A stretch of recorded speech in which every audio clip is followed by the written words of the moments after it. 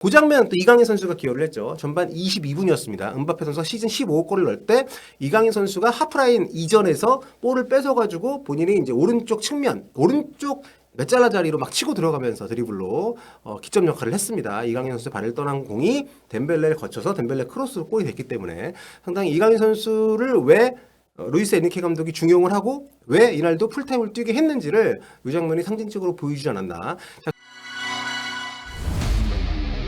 자, 이강인 선수가 풀타임 활약한 파리 생제르맹이 르 아브르와의 리그왕 원정 경기에서 2대0 승리를 거뒀습니다.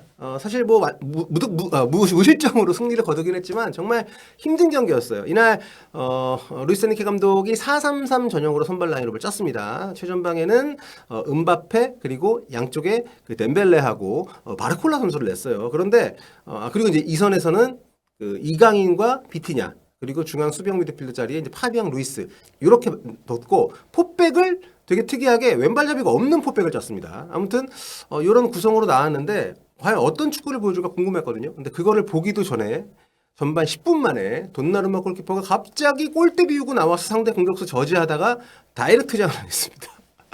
그리고 때마침 그 직전에 파비앙 루이스가 또 부상으로 누워 있었어요. 그래서 이 두 선수가 동시에 아웃이 됐습니다.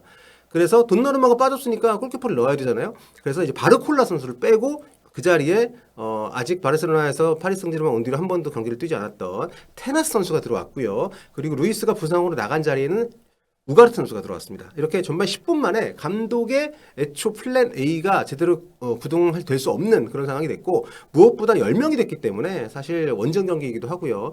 파리 입장에서는 상당히 힘든 경기를 했습니다. 전체적으로 경기의 주도권을 르아브르가 갖고 갔고 다만 어떤 개개인의 특출난 능력에 힘입어서 골이 적시에 나오면서 파리 생제르맹 승리를 좀 했고요. 이강인 선수는 이날 이제 그 메잘라 두 자리 중에 왼쪽 메잘라로 선발 출전을 했습니다. 그 뒤에는 왼쪽 측면으로 이제 10명이 되면서 4-4-1 형태로 경기 운영이 됐기 때문에 바르콜라가 빠진 왼쪽 자리에 그러니까 왼쪽 사실상 이제 측면 미드필더 역할을 맡아서 경기를 좀 뛰었습니다.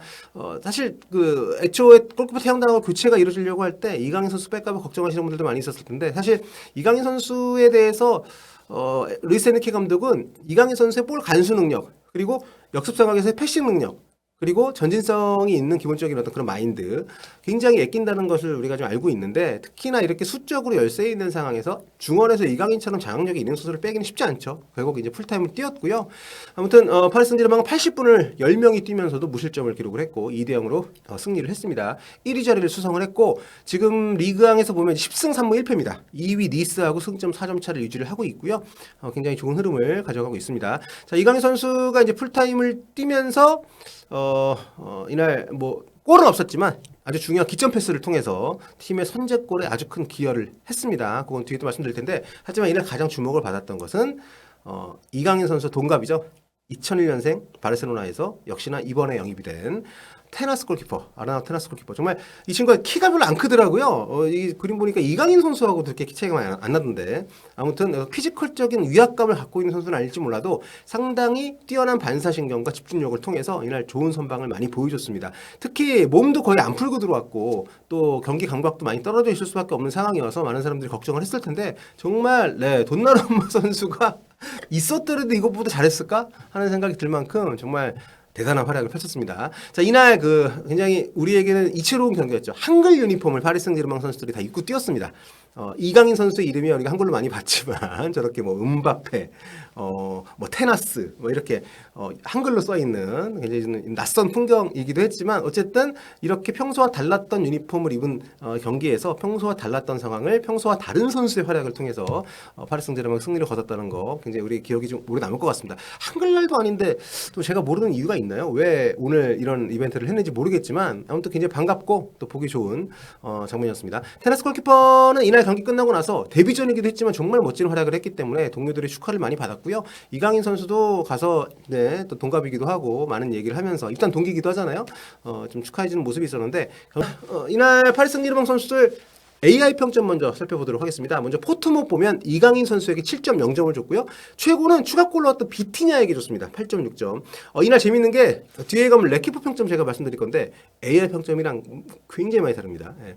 이날 비티냐가 오른쪽 메잘라로 나왔잖아요. 이날 추가골을 넣으면서 사실 굉장히 그 승부에 중요한 역할을 하긴 했지만 전체적으로 볼 터치라든가 패스 횟수가 많기 때문에 이 AI 평점 수치는 높지만 경기에 주는 영향력이 그렇게 크진 않았다고 저는 생각을 하는데 아무튼 AI 평점 상당히 높습니다. 그리고 결승골 넣었던 은바페 선수가 8.3점으로 다음으로 높은 점수를 받았고 10분 만에 다이렉트 투장을 당했던 돈나루마 골키퍼는 4.9점. 네. 대체 투입으로 깜짝 데뷔전 활약을 펼쳤던 테나스 골키퍼가 8점. 역시 교체로 들어와서 굉장히 잘했던 우가르테 선수도 7.8점 받았습니다. 후스코어도 보겠습니다. 이강인 선수에게는 7.1점을 줬고요. 최고는 비티냐, 여기도 비티냐한테 8.5점 줬고 돈나루마 골키퍼 5.2점, 테나스 8.0점, 우가르테 8.2점. 우가르테한테 굉장히 높은 점수 줬네요. 소파스코어 볼게요. 자, 이강인 6.7점, 최고는 테나스 골키퍼 8.1점, 최저는 돈나루마 골키퍼에게 꼴랑 3.0점을 좋습니다. 자, 뭐 이날 사실 저는 은바페의 위험을 느낄 수가 있었는데 사실 10명이 되고 나서 좀 선수 변화도 많았기 때문에 좀 흔들릴 수 있는 상황이었는데 그때 은바페가 딱 나서서 확실하게 골을 또 아주 멋지게 꽂아 넣으면서 팀에게 리드를 안기는 이게 에이스구나 하는 걸 느낄 수 있었는데 그 장면 또 이강인 선수가 기여를 했죠. 전반 22분이었습니다. 은바페 선수가 시즌 15골을 넣을 때 이강인 선수가 하프라인 이전에서 볼을 뺏어가지고 본인이 이제 오른쪽 측면 오른쪽 몇 잘라 자리로 막 치고 들어가면서 드리블로 기점 역할을 했습니다. 이강인 선수의 발을 떠난 공이 덴벨레를 거쳐서 덴벨레 크로스로 골이 됐기 때문에 상당히 이강인 선수를 왜 루이스 에니케 감독이 중용을 하고 왜 이날도 풀타임을 뛰게 했는지를 이 장면이 상징적으로 보여주지 않았나. 자, 그리고 88분에 비티냐 선수의 이제 굴절골이 추가가 되면서 2대 0으로 완승을 거뒀던 파리 생제르맹입니다. 자, 리그왕 이렇게 되면서 PSG가 원정 14경기 연속 무패라고 해요. 2월 11일 모나코 원정에서 1대 3으로 진 이후에 지금 11승 3무 무패입니다. 어우, 대단하네요. 10달 동안. 유럽 5대 리그에서 원정 경기 무패 기록은 이게 최다라고 하는데 아무튼 PSG가 리그왕에서만큼은 10명이 뛰면서도 이런 기록을 이어갔다는 게 정말 어떤 입지에 있는 팀인지를 좀 보여주는 장면이 아닌가 싶습니다. 자, 다음 레키프 평점 보겠습니다. 이 레키프가 약간 좀 깐깐해요. 예, 뭐 이게 맞다는 건 아니고 그래도 영향력 있는 매체이기 때문에 여기에서 어떻게 생각하는지를 우리가 좀 아는 것은 그래도 이 파리 생제르맹과 이강인 선수의 입지라든가 현지 분위기를 느낄 수 있다는 점에서 제가 매번 소개를 시켜드리고 있는데 자, 이강인 선수에게 5점을 줬습니다. 늘 보여주던 퍼포먼스와 다르지 않았다. 활력이 넘쳤지만 공격 상황에서 낭비하는 그런 찬스들이 많았다. 상대가 제기량을 펼치지 못하도록 막는 능력은 인상적이었다. 선제골로 이어진 중요한 가로채기도 있었다. 네, 뭐 약간 좋은 얘기 나쁜 얘기 있는데 평점이 좀 짜긴 합니다. 돈나루마 골키퍼에겐 평점 주는 걸 거부했습니다. 상대 공격수를 막기 위해 무모한 전진을 했다가 레드카드를 받았다. 그리고 그것과는 별개로 최근 경기력에 대해서는 논의가 필요해 보인다. 실수가 많습니다. 그 10대 시절에 정말 깜짝 데뷔를 하면서 엄청나게 센세이션을 일으켰던 그 돈나루마의 모습이 네, 지금 정말 그 탈인간급의 어떤 그런 반사신경을 보여줬던 정말 놀라운 슈퍼 세이브를 많이 보였던 선수인데 최근 경기력은 좀 약간 애매했던 상황에서 테나스 골키퍼가 이날 정말 좋은 활약을 펼친 게 팀 내부적으로는 상당히 좀 좋은 경쟁 구도가 될 수도 있지 않겠나. 자, 테나스 골키퍼에게는 8점을 줬습니다. 쇼게임만이 아니라 정식 경기에서도 발로 공을 다루는 데 전혀 문제가 없다는 걸 보여줬다. 10명이 뛰는 팀에서 자신의 가치를 입증했다. 후반 33분에는 더블 세이브를 환상적으로 해낸 걸 비롯해서 수차례 선방쇼를 펼쳤다. 이날 보니까 세이브를 7개를 했더라고요. 그게 그냥 뭐 정면으로 오는 걸 막은 것만 있는 것이 아니라 굉장히 저걸 어떻게 막지? 거의 들어갔는데 뭐 이런 세이브도 있었기 때문에 테라스 골키퍼의 거의 뭐 인생 경기가 아닌가. 앞으로 네, 좀 더 기회를 잡지 않을까. 일단은 돈나루마 선수가 다음 리그 경기 낭스전 못 나오니까 다이렉트 정해가지고 좀 그 경기에서도 만약 이런 활약이 이어진다면은 정말 장기적으로 굉장한 팀 내 분위기가 바뀔 수도 있지 않나. 자, 그리고 비티냐 선수가 AI 평점은 최고점 많이 받았잖아요. 하지만 레키프에서는 5점밖에 안 줬습니다. 좋은 출발을 보였지만 파리가 10명이 된 뒤에는 시야에서 사라졌다. 원문에서는 레이더에 잡히지 않았다고 썼는데 피지컬을 앞세운 상대와의 경기에서는 어려움을 겪고 있다. 막판에 추가골을 터뜨렸다. 약간 굴절 행운이 있긴 했지만 네, 굉장히 중요한 골이었죠. 자, 다음으로 은바페에게 7점을 줬습니다. 경기 초반 상대 수비수들의 피지컬한 수비에 막혔다. 전방에 홀로 섰지만 공간을 만들고 상대를 괴롭혔다. 20m 거리에서 완벽한 슈팅으로 선제골을 터뜨렸다. 그 골은 진짜 네, 10명이 된 거의 뭐 직후였기 때문에 경기 재개된 직후였기 때문에 상당히 의미 있는 골이었고 은바페 선수 의 어떤 그 클러치 능력을 다시 한번 볼 수 있었습니다. 그리고 덴벨레도 이날 실점 받았는데요.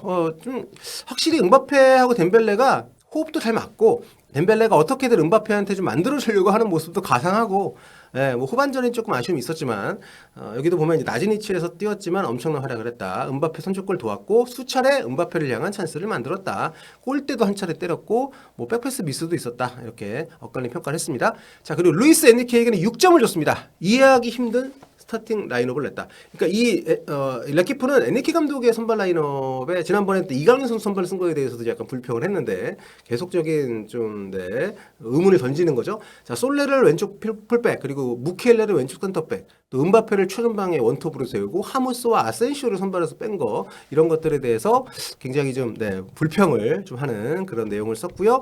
하지만 선제골을 넣은 뒤에 선수들이 평소처럼 높은 위치 전진 압박을 하지 못하도록 주문을 했다. 10명이 뛰면서도 승점을 가져올 수 있는 경기를 좀 잘 만들었다. 이런 평가를 할 수 있을 것 같습니다.